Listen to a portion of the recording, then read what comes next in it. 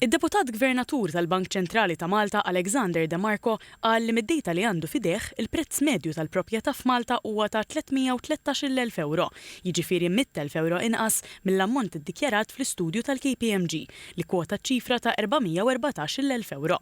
Spjega li ċ-ċifri kwotati huma l-prezzijiet li ntalbu mill-bejjija, iżda dawn mhux dejjem jiġu aċċettati. Fil-fatt, is-Sur De Marco qal li l-prezz medju li bih qed tinxtara l-proprjetà f'Malta huwa ta' 266,000 euro.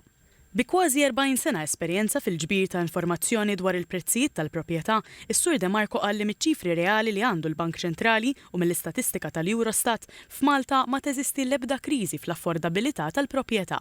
Spjega li bħal KPMG il-Bank Ċentrali jiġbor il-prezzijiet tal-proprjetà minn diversi sorsi li jirreklamaw online il-prezzijiet tal-proprjetà.